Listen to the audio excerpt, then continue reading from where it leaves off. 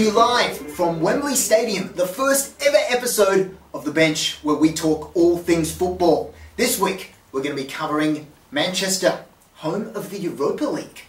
Both clubs have crashed out of the Champions League and it is big news indeed. We're also going to be talking about Tottenham, what they need to become title contenders, and Henry. He's been immortalised in bronze, but is he one of the greatest players in EPL history? Owen Coyle will be on the chopping block, one of our regular segments. We're also going to be talking Sophie's choice, Juan or the great Luka Modric. And finally, last point, is Balotelli Watch, everybody's favourite. We all do love that crazy son of a bitch Balotelli. Joining me this week on the bench, as they do every week, I've got boyhood fan of the first team to ruin English football, Nick Lasker. Sir? And self-loathing Toon fan, Jonathan Grunstein. Let's do this. Let's get straight into it indeed. We're talking about Manchester. Now, both teams have come crashing out, and United have kind of copped a whole lot more criticism than City. Do you reckon it's fair? I don't. I think City have a great squad. I think they should be getting out of that group, and the fact that they didn't can be considered an absolute crash out, a train wreck of a crash out. Absolutely. Strong words. Yeah, I think so. Strong They should be getting out of that group. And, you know, the thing is, right, they're out of the Champions League now, they're leading the Premier League, their form in the Premier League's great, everyone's loving them. If they don't win the Premier League, which is a distinct possibility, and they haven't won the Champions League, I don't think Mancini keeps his job. I think there'll be wholesale changes, you know, and so on. So I think it's a bad trophy for them to crash out of. That's fair enough. I think it's their first time. I give them a little bit of leniency. What do you reckon, Grim? I agree. And I don't think they've escaped flat completely. I think they've copped it a bit. Not as much as Manchester United. But Manchester United should have higher expectations on them. They've made the final three of the last 4 years. They have players with a wealth of Champions League experience. They've got a squad that's been in it together. They've got a manager who's been in it for year on year. And they should have higher expectations. And plus, their group was easy. Yeah. But City also, like, okay, as a unit, they might not have a wealth of Champions League experience, but they've plucked players from all corners of the globe who do have extensive experience in Europe. And, you know, you look at their squad, you look at the strength there, they need to be competing on all fronts and they need to be staying in the Champions League until more towards the business end. They spent £400 million on players in the last 3 years. They don't have Champions League experience together as a group, which I think is important. Whereas Bayern Munich, you know, they're in the competition year in, year out. They've been in finals recently, where they lost Inter Milan, but they're a really good side. Sure. Well, Bayern Munich, Manchester clubs, they're all considered title contenders in their native countries, but one team that can't seem to get there is Tottenham. What do they need to do? Not too much. I think they're really close. They've got a forward of centre there as good as anyone, I think, since they've acquired Adebayor and Scott Parker, who's been excellent for them alongside Modric. I just think at the back they're a little bit weak, a little bit shaky. When Ledley King doesn't play, they're always looking vulnerable down there. And when he doesn't play, it's quite often as well. Absolutely. So I think they need to stock up in January or at the end of this year. And if they can keep Adebayor and get a bit of depth behind him and Defoe, who are injury prone and can drift in and out of games in form, I think they're right up there. Ledley King actually called my grandfather and asked him for a knee replacement. Not surprised. Switch him over. Interesting. Not surprised at all. What do you think? Are they good enough? I think they are. I say that with a certain amount of trepidation. It's tough. It's tough for a club like Tottenham to challenge for the whole season. This Christmas period is going to be really difficult for them.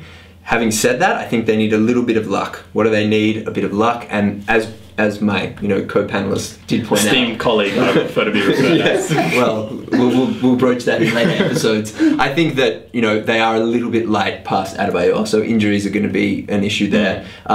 Pavlyuchenko, they've obviously plucked him off a tractor in Russia. It's terrible. He's yearning for his homeland. He is. And that tractor. Yeah, and that tractor, he loves it. And Defoe is very streaky, and I just don't think that he can lead a title-winning side's line up front. I think Adebayor can. I agree. And I think their first string side, if they put their top side on the pitch, could match it with anyone in the Premier League. They play good football. Harry Redknapp has them all going well. And they all play together. And on Adebayor, it's not going to happen this year because he's gone for the African Cup of Nations. Good point. And they're going to be messed up by that. Someone they could use is a man like Henry. Now, he's been immortalised in bronze out the front of Emirates Stadium. Is he one of the great Premier League players of all time? Undoubtedly. And we're not just talking strikers here, let's be clear, because I think we all agree he's probably the greatest striker. But is he the best then? Well, there's some wonderful players in Premier League history. You may not know that since you've only been supporting United for a few weeks now. But, you can look back to front, there's some real class there. I don't want to start naming names, but, I think Patrick Vieira in that same Immortal side was influential, perhaps not to the extent of Henry, fine, but he was very good. For me, Ryan Giggs spring to mind. Perhaps I'm just coloured a little bit by the United jersey, but the fact that he's 37 and still playing for a top team at the top level, you don't get that every day. Well, this is where the argument gets a bit murky. Are we talking about who's the better player, or are we talking about who's the most decorated player? Because if we're talking decoration, it's Ryan Giggs. Yeah. If we're talking, players at their best, levels of dominance throughout their time in the Premier League, I think Henry shades Giggs quite easily, actually. Yeah, I would regret using the word shades. He actually beats him convincingly. Yeah, him and Henry and Torre Andre Flo can be spoken about in the same breath, both dominant, leading the line. Both human beings. Absolutely. But Henry, I think, is, for mine, the second best player I've seen in the Premier League, behind Cristiano Ronaldo's stint. Wow. Yeah. Massive call. Yeah. Really? I think they're the two best players. Massive call. I think they've had the best time in the Premier League. Yeah, I think Ronaldo was very good. I think we do forget that sometimes. Just how and he was there for 4 or 5 years. He was a massissive douchebag, though. Of course. Yeah, so most that kind of detracts. professional footballers are. I think you'll find Thierry Henry's a douchebag as well. as is Ryan Giggs. Yes. No. But we'll go into that Just a bit another of a time. ladies' man. But all these guys have played for great managers. And one manager who's under a bit of fire at the moment is Owen Coyle. This week, he's on the chopping block. On the chopping block. We have a couple of segments here on the bench, all with really impressive graphics. This week, the chopping block is about which coach might get the chop in the near future. This week, we're talking about Owen Coyle, Bolton. They played well last year, but they're under a bit of fire, under a bit of heat, I should say, this year. Grunstein, what do you reckon? Should he go? I think so. They're pretty woeful. In fact, I would go as far as to say they stink. they're not even competitive in games. They're getting blown out by big margins. I mean, they're leaking 4 goals, 5 goals, and they're out of games after 20 minutes. And I'm not surprised that players don't look like they're carrying out his instructions, because I can't understand a word he says. So how can they? They're really missing Elmander up front, I think. Yeah, he had a good season last year. He did have a great season and almost carried them to a certain extent. If they do go down, it's bad for Bolton, because they should be in the Premier League. I think they're a good side. They've secured some good signings over the years. People like to play at the Reebok. It's a nice stadium that's always half empty. Yeah. So that's always nice. Plenty of room. But back to the point, back to whether Owen Coyle should get chopped. As a Chelsea fan, I'm all about continuity for managers. I think my club has demonstrated that over the years. So you're going to sack Villas-Boas for Owen Coyle when you get sacked? That's what you want to sack? Yeah, I mean, when he came into the Premier League with Burnley, he was touted as a really great manager, one of the young guys, one of the ones that gets thrown in as Alex Ferguson's potential replacement for about 5 minutes. He's Scottish. Yeah, because he's Scottish, and he had a good stint in the Coca-Cola Championship.